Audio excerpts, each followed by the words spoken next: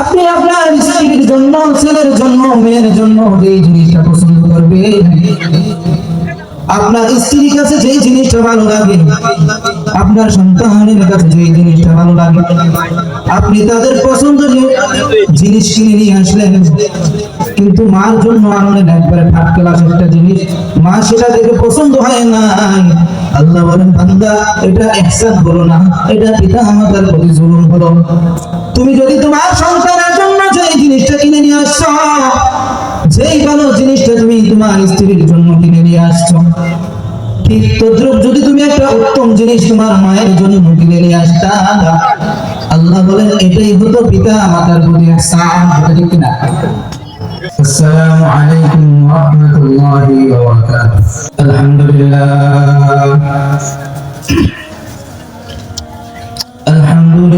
الذي جعل الشمس والقمر بحسبان والنجم والشجر يسجدان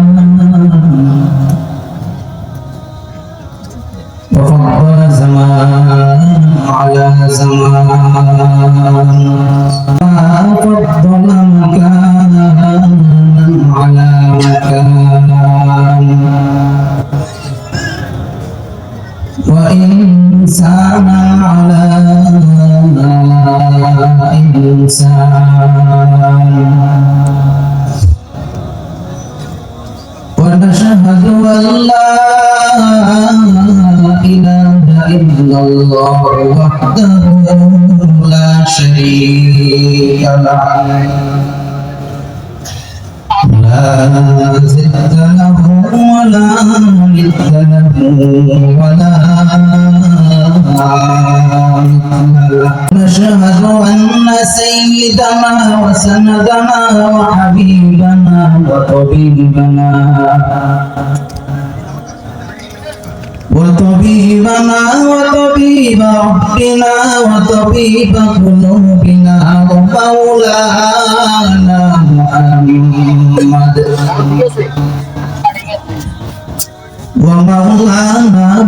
محمدا عبده ورسوله صلى الله تعالى عليه وعلى آله وأصحابه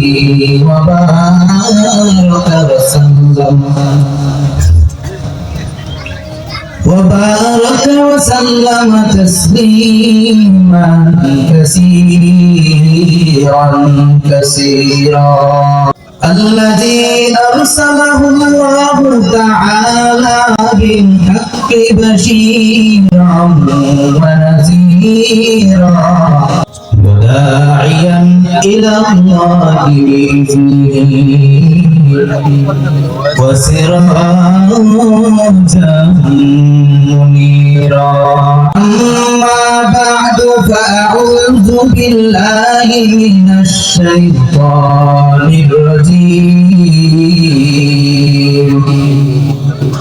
بسم الله الرحمن الرحيم. وقضى ربك ألا تعبدوا إلا إياه وبالوالدين إحسانا إما يبلغن عندك الكبر أحدهما أو كلاهما فلا تقل لهما أف ولا تنهرهما وقل لهما قولا كريما واخفض لهما جناح الذل من الرحمة وقل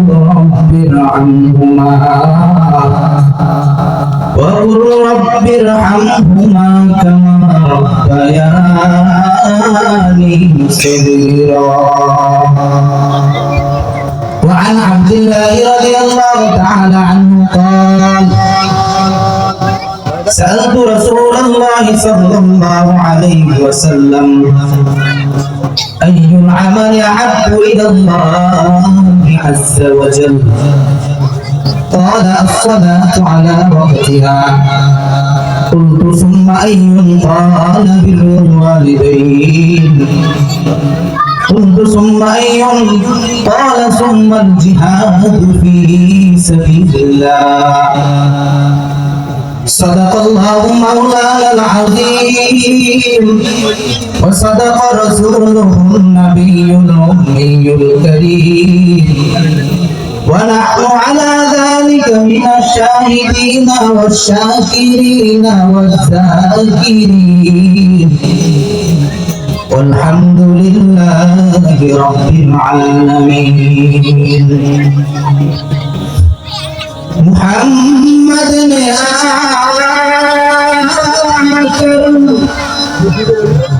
कुफर को मिटाया कुफर को मिटाकर सदा को बताया सबने बोले बल्ला बल्ला बिकमाली जमा बोले बल्ला बल्ला बिकमाली कशफत तुझा بجماله حسنت جميع خصاله صلوا عليه وآله يا صاحب الجمال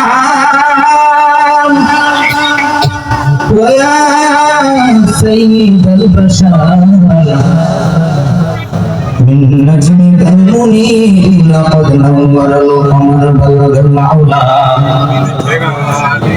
كشف الدجى بجماله حسنت جميع خصاله صلوا عليه وآله مجبور مجبور أي سيد عالم مجبور أي سيد عالم दीदार दिखा दे आवाज सुना दो दीदार दिखा दे आवाज सुना दो मैं सूरत यूसुफ को नहीं चाहने वाला मैं सूरत यूसुफ को नहीं चाहने वाला मैं पैसे के मानंद नहीं आशिक लैला मैं पैसे के मानंद नहीं आशिक लैला मैं आशिक मौला हूँ मेरा इश्क निराला मैं आशिक मौला हूँ मेरा इश्क दीवाना ये जुमला जहाँ जिसके तजल्ली से उजाला ये जुमला जहाँ जिसके तजल्ली से उजाला अल्हम्दुलिल्लाह উপস্থিত আছেন আজকের মাহফিলের সম্মানিত সভাপতি জনাব মাসুদুর রহমান মাসুদ সাহেব প্রধান অতিথি বিশেষ অতিথি আমার সামনে উপস্থিত আছেন দূর দূরান্ত থেকে আগত আল্লাহ পাক রব্বুল আলামিনের আশিকিন জাকিরিন শাকিরিন মুত্তাকিন মুরাব্বিয়ান আযম কলিজার টুকরা আমার সমবয়সী যুবক বন্ধুগণ স্নেহের ছোট ভাই পর্দার আড়ালের মা ও বোনেরা আল্লাহ পাক রব্বুল আলামিনের দরবারে লাখো শুকর ও সুজুদ যে মহান রব্বুল আলামিন ফিতনা জামানায় মুসলমানের এই ক্লান্তি লগ্নে আজকে জান্নাতের বাগানের ভেতর হাজারো লক্ষ কোটি মানুষের মধ্য থেকে বাছাই করে এবং আপনাদের সকলকে আল্লাহ পাক রব্বুল আলামিন এখানে নিয়ে আসছেন এই কারণে অন্তঃস্থল থেকে মনকে উজাড় করে মালিকের দরবারে একবার শুকর আদায় করি আলহামদুলিল্লাহ আর একটু জোরে বলবেন শুকর আদায় করে এটা প্রত্যেক মুসলমানদের উপর কর্তব্য আমরা তো শুকর আদায় করি আমার অঙ্গ প্রত্যঙ্গ আমি যদি আমার একটা আঙ্গুলের শুকর আদায় করার জন্য সারা বছর আমার জিন্দগি চেষ্টায় করে থাকি তাহলে একটা আঙ্গুল শুকর আদায় করে শেষ করতে পারবো না এই কারণে আরেকবার বলি আলহামদুলিল্লাহ আল্লাহ কবুল করুন লক্ষ কোটি দরুদ ও সালাম সাইয়্যিদুল মুরসালিন রাহমাতুল লিল আলামিন شفيع المسلمين خاتم النبيين إمام المرسلين شفيع أعظم رسول أكرم رحمة عالم نبي العرب والعظام حبيب الكبرياء أشرف الأنبياء سيد الأنبياء شفيع محشر ساقي الكوثر آقاء الأنذر مدينة تاجدار آفتاب النبوة فخر الموجودات سيد المخلوقات أشرف المخلوقات حضرت محمد صلى الله عليه وسلم সর্বোপরি শুকর ওই সমস্ত ভাইদের জন্য যাদের অক্লান্ত পরিশ্রমের মাধ্যমে আজকে এত সুন্দর মাহফিলের আয়োজন সময় পরামর্শ অর্থ দিয়ে দোয়া করে উপস্থিত হয়ে মাইক লাইট প্যান্ডেলের ব্যবস্থাপনার মাধ্যমে যে সমস্ত ভাইরা এই মাহফিলের জন্য সহযোগিতা করেছে আল্লাহ পাক রব্বুল আলামিন তাদের প্রত্যেকের এই মেহনতের বরকতে দুনিয়াতে শান্তি এবং পরকালে চির মুক্তির ব্যবস্থা করে দেন। সকলে বলেন আমিন। নামাজি ভাইরা, আমি আপনাদের সামনে আল্লাহ পাক রব্বুল আলামিনের মহাগ্রন্থ কুরআনুল কারীমের মধ্য থেকে একটি আয়াত তেলাওয়াত করেছি। আল্লাহ রাসূলের অসংখ্য বাণী হাদিসের মধ্য থেকে একটা হাদিস পাঠ করেছি। ইনশাআল্লাহ আল্লাহ চাইলে কুরআন এবং হাদিসের আলোকে ইখলাস এবং দুনিয়াতে সামান্য কিছু কথা আমাকে বলা এবং আপনাদেরকে ধৈর্য সহকারে শুনবার তৌফিক দান করেন। সকলে বলেন আমিন। আল্লাহ পাক রব্বুল আলামিন পবিত্র কুরআন কারীমের ভিতরে বলেন কত রব্বুকা আল্লাহ তা'বুদু ইল্লা ইয়্যা, তোমার পালনকর্তা আদেশ করেছেন একমাত্র তার ইবাদত করো। ওয়ালিদাইনি ইহসানা, সন্তান পিতামাতার সাথে সৎ ব্যবহার করো। শোনো, ইম্মা ইয়াবলুগান্না ইনদাকা কিবারা আহাদুহুমা কিলাহুমা, পিতামাতার দুজনের একজন অথবা উভয়জন যদি বার্ধক্যে পৌঁছে যায় ফালা তাকুল লাহুমা উফিন ওয়ালা তানহারহুমা, হে সন্তান পিতামাতাকে ধমক দিস না, উফ শব্দ রয়েছে। তো কিভাবে কথা বলবি? আল্লাহ বলেন ওয়াকুল লাহুমা কাওলান কারীমা, আই কাওলান রহিমা, দয়ার সাথে নম্রতার সাথে পিতামাতার সাথে কথা বলবি। সন্তান শোন, ওয়াকফির লাহুমা জানাহা যুল্লি মিনার রাহমা, পিতামাতার জন্য বিছিয়ে দে বিনয়ের ডানা একত্রতার সাথে। وقل رب ارحمهما كما ربياني صغيرا, আর দুহাত উঠে বল ইয়া রাব্বুল আলামিন, আল্লাহ পিতামাতা আমাদেরকে ছোটবেলা যেভাবে লালন পালন করেছেন, আমাদের পিতামাতা আমাদের মাঝখানে নাই, আমাদেরকে যেভাবে ছোটবেলায় লালন পালন করেছেন তুমিও আমাদের পিতামাতাকে আজ কবরের ভিতরে চলে গেছে, এইভাবে তুমি দয়া করে লালন পালন করি। হাদিস পড়েছেন, হাদিসের অর্থ হলো আব্দুল্লাহ রাদিয়াল্লাহু তাআলা আনহু বলেন আমি রাসূলুল্লাহ সাল্লাল্লাহু আলাইহি ওয়াসাল্লামকে জিজ্ঞাসা করলাম আইয়ুল আমালি আহাব্বু ইলাল্লাহি আযজা ওয়া জাল্লা, আল্লাহ পাকের নিকট কোন আমলটা সবথেকে বেশি প্রিয় পছন্দনীয়? আল্লাহ রাসূল বলেন ক্বালা as-সালাতু আলা ওয়াক্তিহা, যথাসময়ে নামাজ পড়া এটাই হলো সবথেকে বেশি পছন্দনীয় আমল আল্লাহ রাব্বুল আলামিনের কাছে। দুই বিরুল ওয়ালিদাইন, পিতামাতার সেবা করা, পিতামাতার খেদমত করা, সৎ ব্যবহার করা। সুম্মাল জিহাদ ফি সাবিলিল্লাহ, অথবা আল্লাহ রাব্বুল আলামিনের রাস্তায় জিহাদ করা। তাহলে আমরা এখান থেকে পাইলাম এক নম্বরে আল্লাহ পাক রব্বুল আলামিনের হক ইবাদত। বান্দার হকের ভিতর হলো সর্বপ্রথম হক পিতামাতা, পিতামাতার সৎ ব্যবহার করা, এটা হলো বান্দার সর্বপ্রথম হক। এখন আসেন আমরা বয়ানে চলে যাই। এখন আমার সাথে বলেন তো, এই পৃথিবীতে আমাদের আগমন, এই পৃথিবীতে আমাদের আসার, এই পৃথিবীতে এত সুন্দর সব কিছু দেখা একমাত্র ওসিলা এবং মাধ্যমকে, চিল্লায় বলেন তো কে? এই পৃথিবীতে আসার, এই পৃথিবীতে আগমন করার একমাত্র ওসিলা এবং মাধ্যম হলো আমাদের পিতামাতা, ঠিক কিনা? এই কারণে পৃথিবীর ভিতর যত ভালোবাসা, যত ইহসান, যত দয়া অনুগ্রহ রয়েছে, সব থেকে বেশি ভালোবাসা, সব থেকে বেশি দয়া অনুগ্রহ হলো পিতামাতার ভালোবাসা সন্তানের প্রতি, কথা ঠিক কিনা? আসেন, দুনিয়া মানুষ একজন আরেকজনকে ভালোবাসে, অবশ্যই এর ভিতরে কোনো স্বার্থ আছে, আছে কিনা? কোনো উদ্দেশ্য আছে, আছে কিনা? ভাই ভাইকে ভালোবাসার স্বার্থ আছে, বোন বোনকে ভালোবাসার স্বার্থ আছে, ভাই বোনকে ভালোবাসার স্বার্থ আছে, বোন ভাইকে ভালোবাসার স্বার্থ আছে, স্বামী স্ত্রীকে ভালোবাসার স্বার্থ আছে, স্ত্রী স্বামীকে ভালোবাসার স্বার্থ আছে। একমাত্র নিঃস্বার্থ ভালোবাসা হলো পিতা মাতার ভালোবাসা সন্তানের প্রতি, কথা ঠিক কিনা? এই ভালোবাসা আসলে কোথায়? এই ভালোবাসা এটা হলো অন্তরে একটা জজবা, অন্তরে একটা জজবা। আল্লাহ এমন এক আকর্ষণ পয়দা করে দিয়েছেন পিতা মাতার ভিতর যে নিজে না খেয়ে সন্তানকে খাওয়াই পিতা মাতার তৃপ্তি পায়, তাই কিনা? আপনাকে যদি কেউ দাওয়াত দেয়, আপনার সময় নেই, আপনি বলবেন ভাই আমি তো যেতে পারবো না, আমার সন্তানকে নিয়ে যান। আমার সন্তানের খাওয়াই মানে আমার খাওয়া।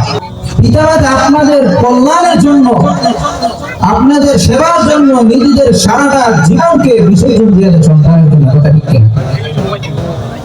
ভাইরা আমার, এই কারণে আল্লাহ রাব্বুল আলামিন সন্তানের প্রতি 6টা নির্দেশ দিয়েছে।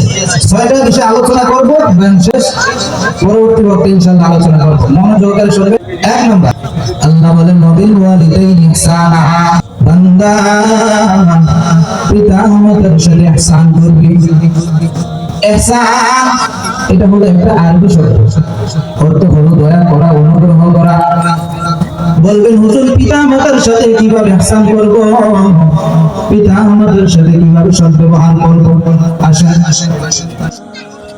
আপনি আপনার স্ত্রীর জন্য, ছেলের জন্য, মেয়ের জন্য যে জিনিসটা পছন্দ করবেন, আপনার স্ত্রীর কাছে যে জিনিসটা ভালো লাগে, আপনার সন্তানের কাছে যে জিনিসটা ভালো লাগে, আপনি তাদের পছন্দনীয় জিনিস কিনে নিয়ে আসলেন, কিন্তু মার জন্য আনলেন একবারে থার্ড ক্লাস একটা জিনিস, মা সেটা দেখে পছন্দ হয় নাই। আল্লাহ বলেন বান্দা এটা ইহসান হলো না, এটা পিতা মাতার প্রতি জুলুম হলো।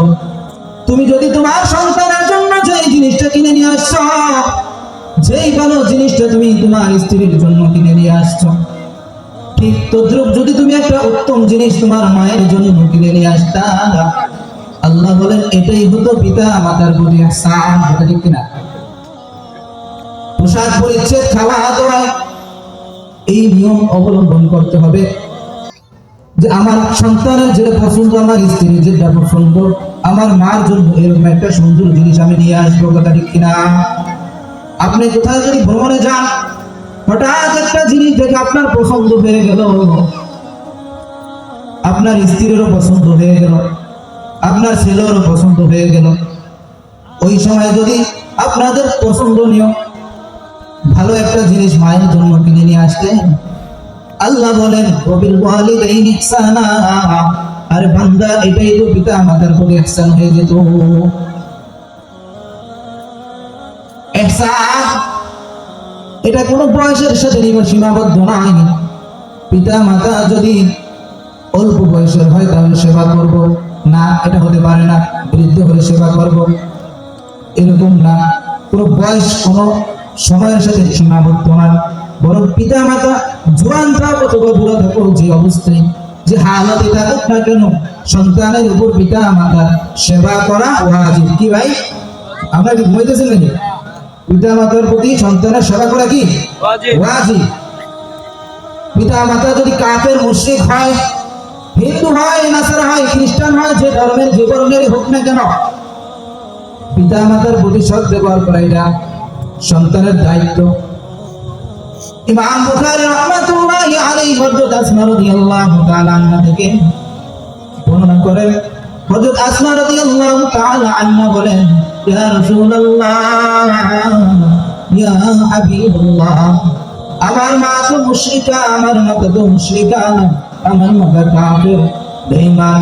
ইয়া রাসূলুল্লাহ, আমার মাতা তো আমার কাছে আসেন, আমার মাতা আমার সাথে দেখা করতে আসেন, নবী গো আপনি বলে দিন আমি আমার মাতার সেবা করতে পারবো কিনা। আল্লাহ রাসূল ডাক দিয়া বলেন, আসমা তিনি উম্মকি, তুমি তোমার মাতার খেদমত করতে থাকো।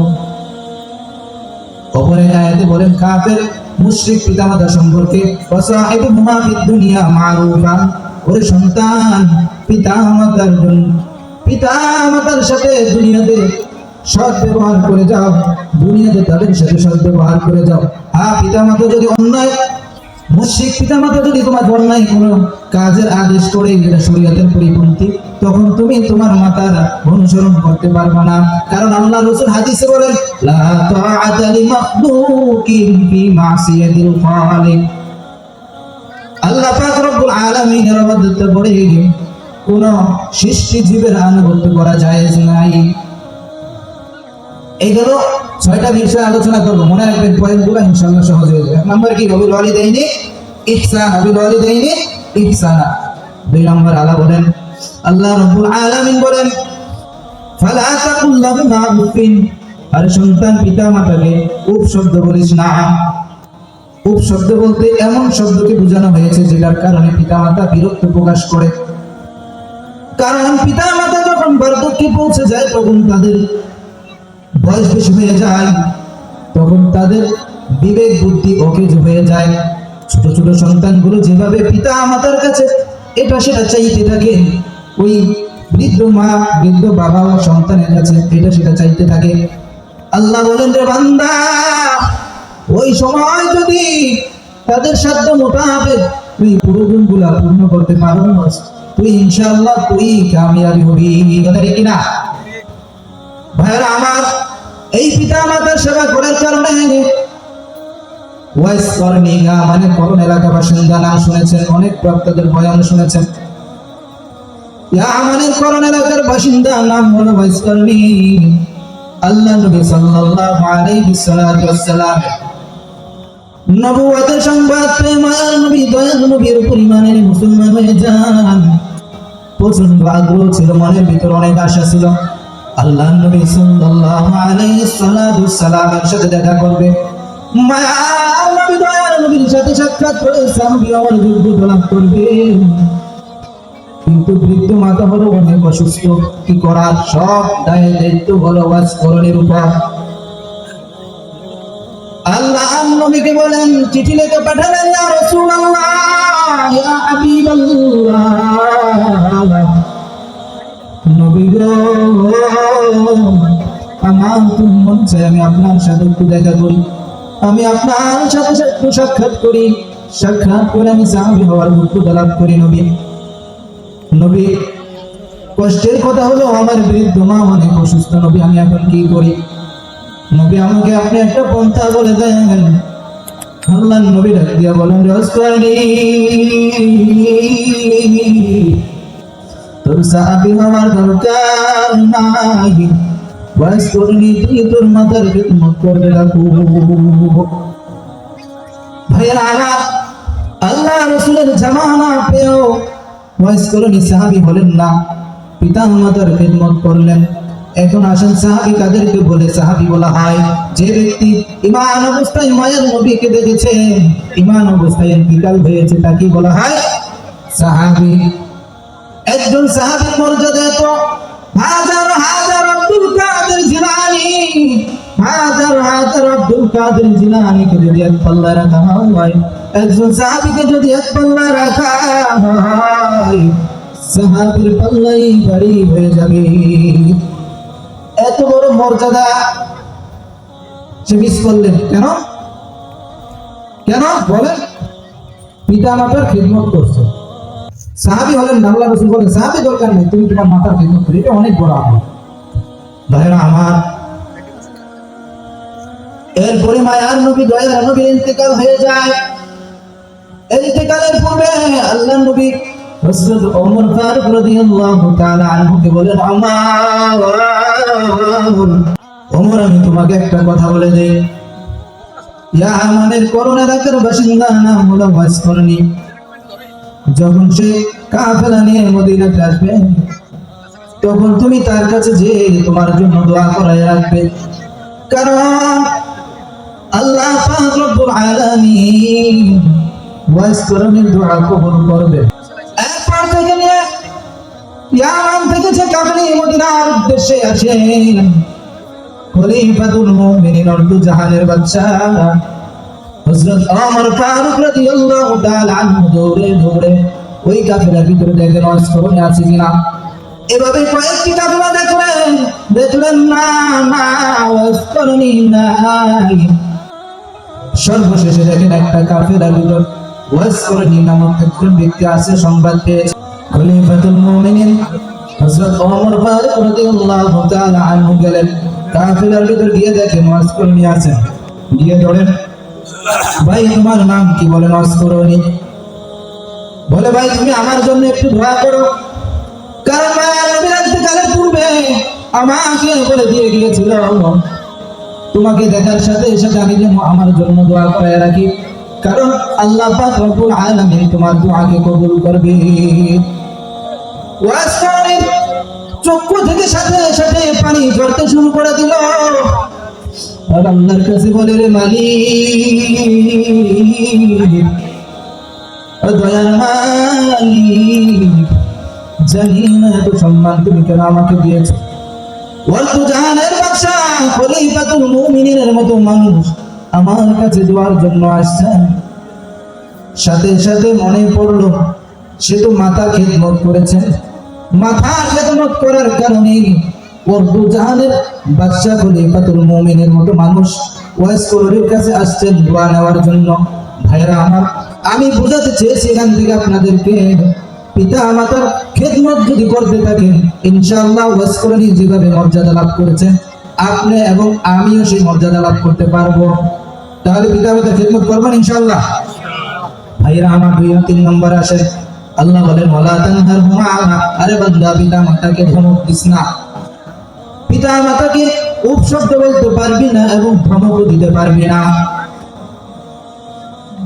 কিন্তু আফসোস করে বলতে হয় বর্তমান সমাজের কিছু হতভাগা ছেলে, অবাধ্য ছেলে, তারা শুধু পিতা মাতাকে উপশব্দ বলে এটার ভিতরে সীমাবদ্ধ নয়, পিতা মাতাকে ধমক দেয় এটার ভিতরে সীমাবদ্ধ নয়, বরং এক পর্যায়ে পিতা মাতাকে মারধর করে ঘর থেকে বের করে দেয়। কথা ঠিক কিনা?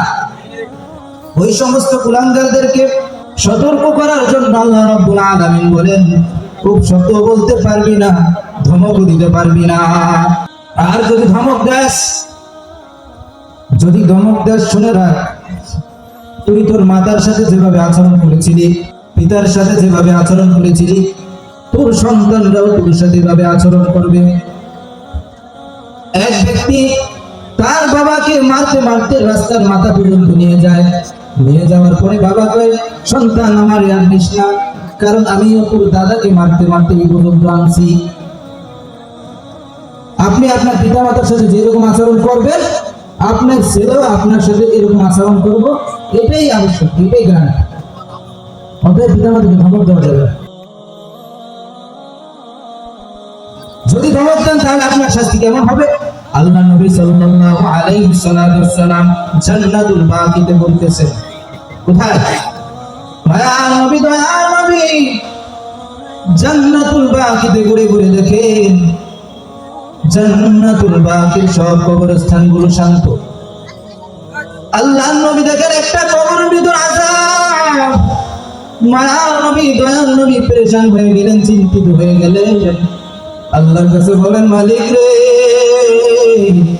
জানি না এই কবরের ভিতর আযাব কেন, শাস্তি কেন। আল্লাহ তুমি এই কবর আযাবের রহস্য সম্পর্কে আমাকে তুমি জানায়া দাও। মায়ার নবী, দয়ার নবী সাহাবায়ে কেরাম রাদিয়াল্লাহু তাআলা আনহুম আজমাইনদেরকে বলেন ও সাহাবীরা কবর লাগায়া দাও, ঘুরে ঘুরে দেখো এই কবরটা কার।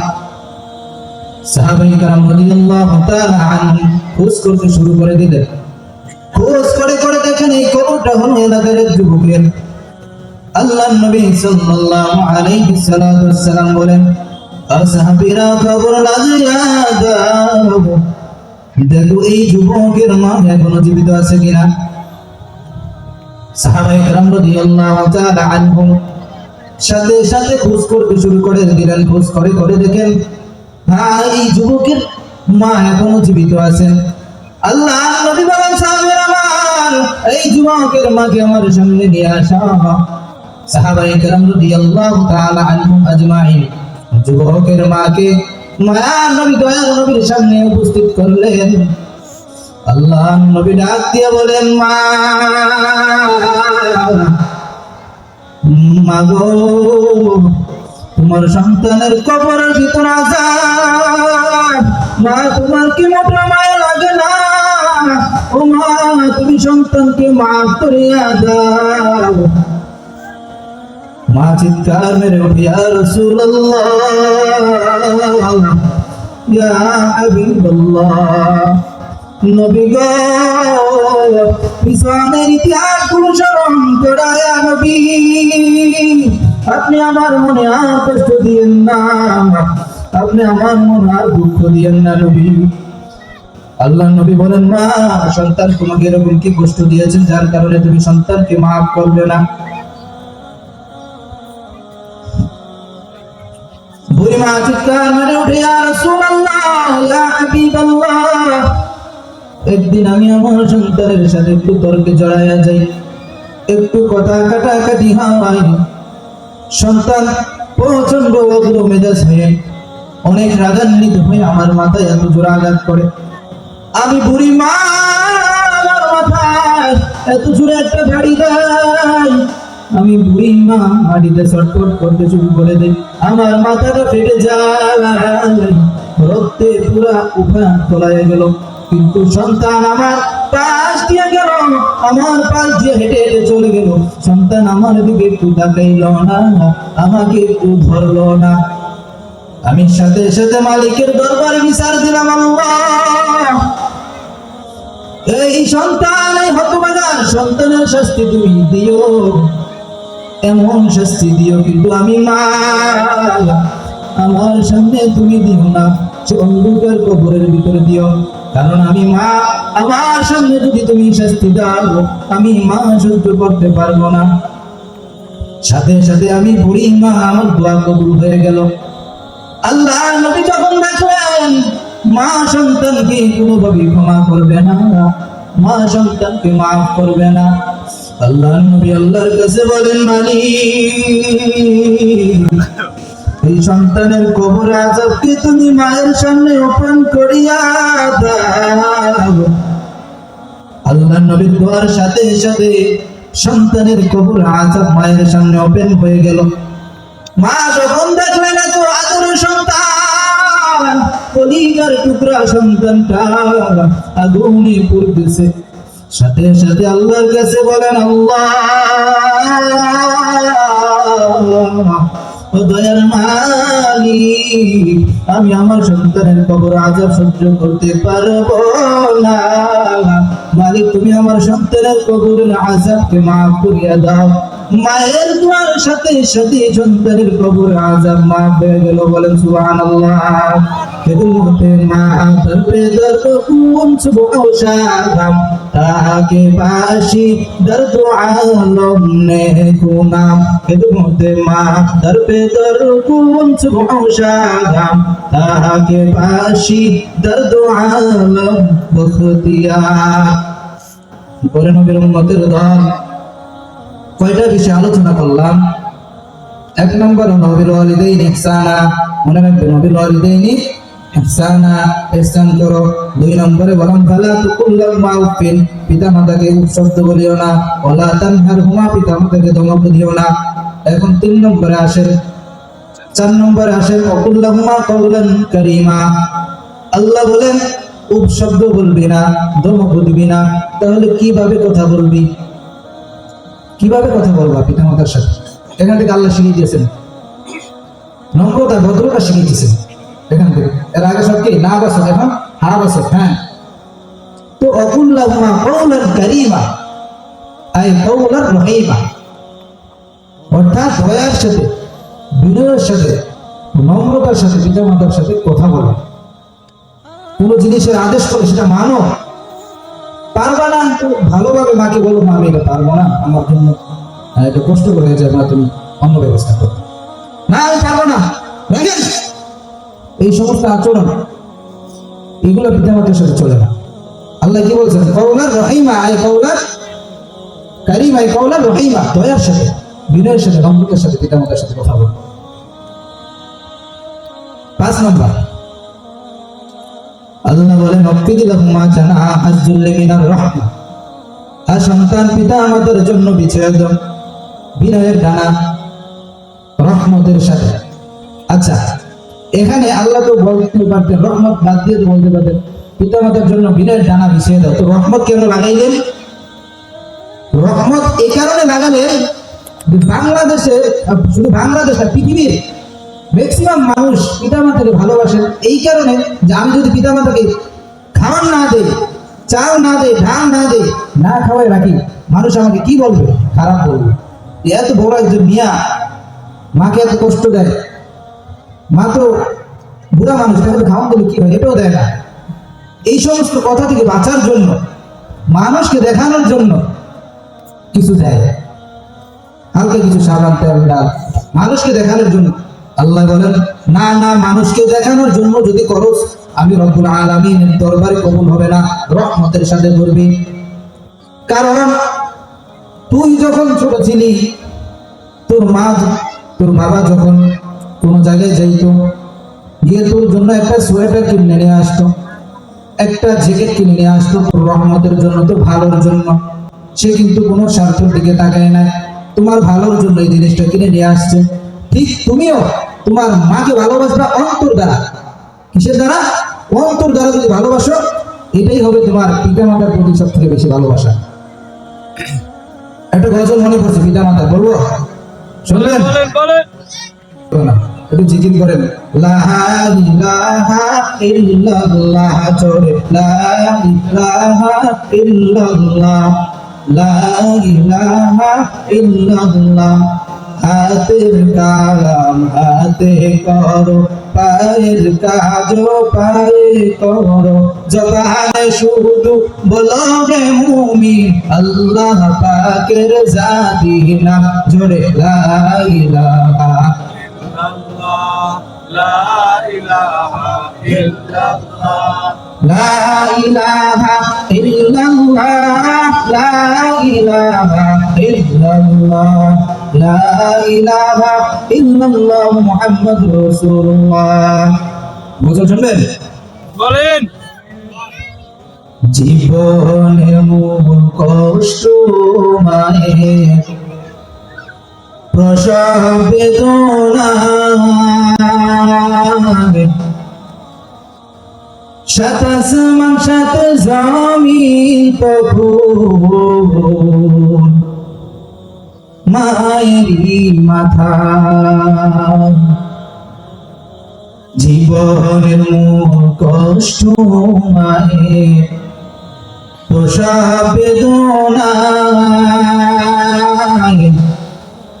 সাত আসমান সাত জমিন প্রভু, মায়েরই মাথা। এমন মাকে কেমনাজি, এমন মাকে কেমনাজি, যাব আমি ভুলিয়া, ও আমার প্রাণের মা, মা কোথায় গেল মোড় ছাড়িয়া, জনম দুঃখী রাতিম আমি, চাই না কেহ ফিরিয়া। আমি যখন ছিলাম আমার মায়েরই উদরে, চলাফেরা করলে যে মায় কত কষ্ট করে। আমি যখন ছিলাম আমার মায়েরই উদরে, চলাফেরা করলে যে মায় কত কষ্ট করে।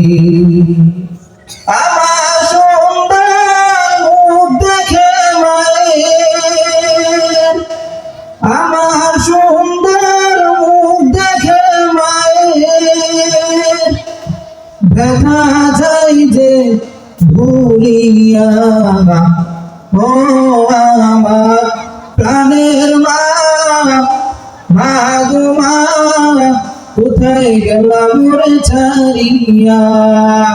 ভাইরা আমার হাসেন 6 নম্বর, ওকুল রব্বির হামহুমা কামা রব্বায়ানি সগীরা। যাদের পিতামাতা অন্ধকার কবরে চলে গেল, দুইটা হাত ধরে আল্লাহ রাব্বুল আলামিনের কাছে বলেন, মালিক আমার পিতা আমাদের সাথে অনেক বেয়াদবি করেছি, অনেক খারাপ আচরণ করেছি, স্ত্রীর দুগায় পড়ে অনেক খারাপ কথা বলেছি, সন্তানের দুগায় পড়ে অনেক খারাপ কথা বলেছি। হে রব্বুল আলামিন, আজকে তোমার দরবারে রব্বুল আলামিন বড় বেশি ফরিয়াদ করতেছি, তুমি তো দুগা শিখিয়ে দিয়েছো, ওকুল রব্বির হামহুমা কামা রব্বায়ানি সগীরা। এই দোয়া বলে যদি বান্দা দোয়া কর নাকের কোগায় কান্না আসার আগে আমি রব্বুল আলামিন কবুল করে নিব। আর যাদের পিতা মাতা এখনো বেঁচে আছেন আজ এই মাহফিল থেকে যুবকরা তওবা করো, হাত ধরে আল্লাহকে দেখায় দাও। যাদের পিতা মাতা এখনো বেঁচে আছেন তাদের পায়ে পড়ে বলবা, মা তোমার সাথে অনেক বেয়াদবি করেছি, তোমার সাথে অনেক খারাপ আচরণ করেছি, মা তুমি আমাকে মাফ করে দাও। তুমি যদি আমাকে মাফ না করো আমি তোমার পা ছাড়বো না। যতক্ষণ পর্যন্ত মা তোমাকে মাফ না করবে ততক্ষণ তুমি তোমার মায়ের পা ধরে রাখবে। পারবা কিনা? হাত ধরে রাখবে ইনশাআল্লাহ। কারা কারা পারবেন? নারা তাকবীর, নারা তাকবীর। আল্লাহ যে সমস্ত ভাইয়েরা হাত উঠাইল তুমি প্রত্যেককে কবুল করে নাও, যুবক ভাইদেরকে কবুল করে নাও।